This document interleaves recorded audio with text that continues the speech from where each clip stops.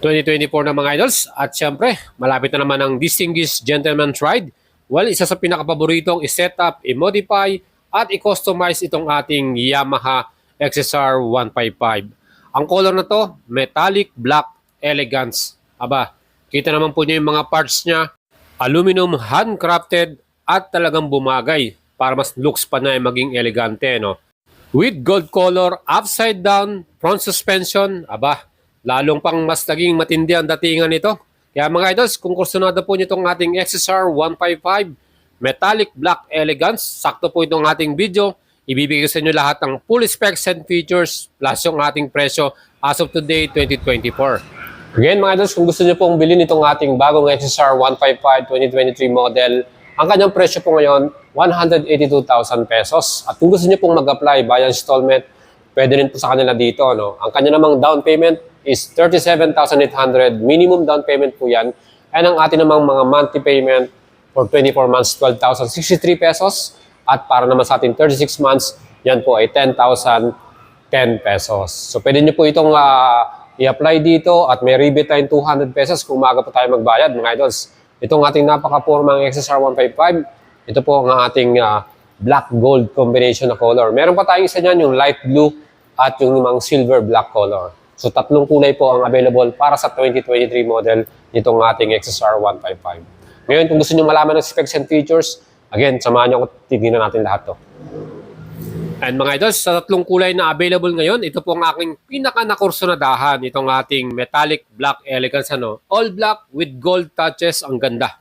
Ang kanyang engine specs, syempre, 155cc, 4-stroke, single cylinder po ito, 4 valves, single overhead camshaft, liquid cooling, electronic fuel injection with a 6-speed transmission, at ito po ay merong BBA or variable valve actuation, parang turbo yan mga idols, at equipped din po ito ng assist and sleeper clutch. Ang max power nito, 19.04 HP at 10,000 RPM. Ang lakas ng kanyang power, mga idol, ano? At ang kanyang maximum torque, 14.7 Newton meters at 8,500 RPM. Bore by stroke, 58 by 58.7 mm.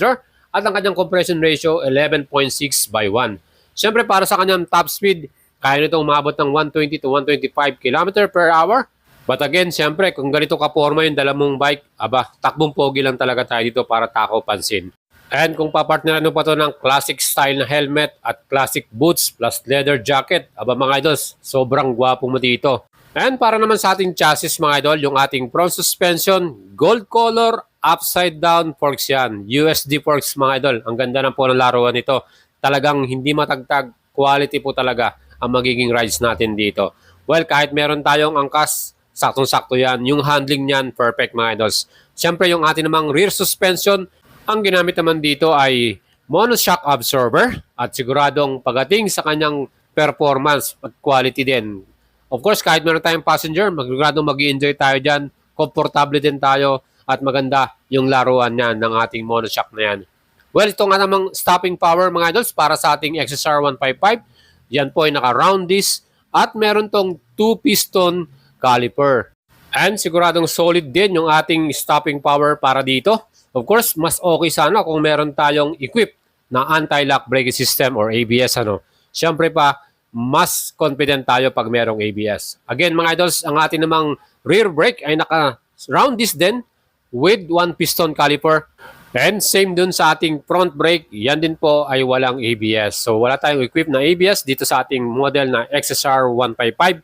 Hopefully, in the next update ng Yamaha Motors, dali na sa atin yung merong ABS na equip mga idol. Siyempre, mas confident tayo sa stopping power natin, mas safe po tayo as a rider at yung kahit meron tayong passenger.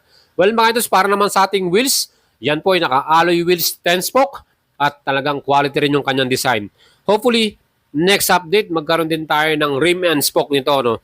Mas magaan, mas lightweight at mas magandang tignan kung naka-rim and spoke to. Of course, yung ating tire, yan po ay naka-dual purpose type at ang sukat sa harapan ay 110/70 by 17 inch at sa likuran naman, ang sukat ng ating gulong ay 140/70 by 17 inch. So mga idols natin, ang brand po ng tires na ginamit dyan ay IRC at yan po ay parehong tubeless mga idol. Kaya talagang quality rin yung ating mga tires na ginamit dito. No? At para naman sa sukat ng ating XSR 155, ang wheelbase ito ay may sukat na 1,330 mm. And again, para naman sa ating ground clearance mga idol, mataas din to. 170 mm naman yung ating ground clearance sa sukat. So perfect to mga idols, kahit meron tayong puntahan na medyo trail, okay din to. Well, para naman po sa ating upuan, nakita naman po ninyo quality ano, at ang ganda ng kanyang pagkakadesign. Talagang bumagay sa pagiging retro niya.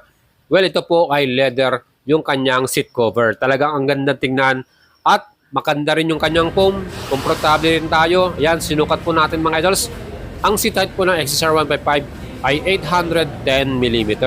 Sa height ko po ng 5'6", mga idols, medyo tingkayan tayo ng konti. Pero sakto-sakto lang din.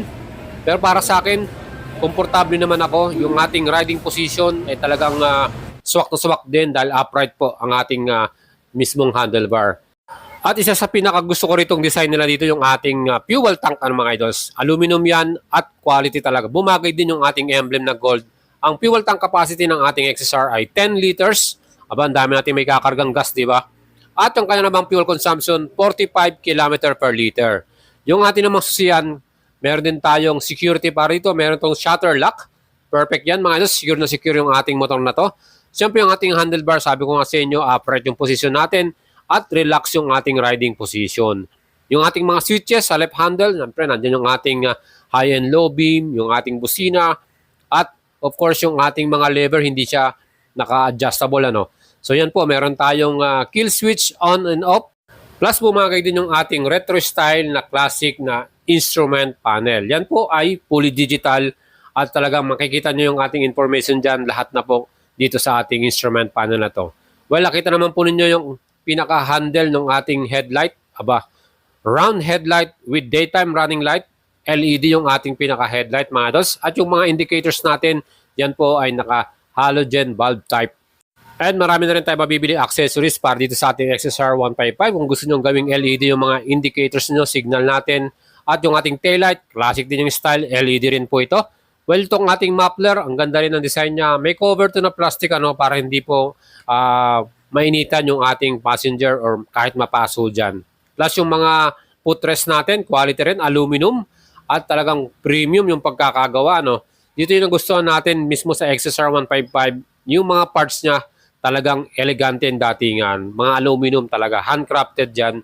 Perfect at mas bumagay para dito sa ating napaka-formang retro style XSR 155. Kaya mga idols, itong ating metallic black elegance na to ay available po dito sa ating kasa. Kung gusto niyo pong bumili niyan, you can check out my FB page, Boy Chalabaria. Pwede ko rin matulungan makasecure ng ating unit na to. Kaya PM lang kayo mga idols.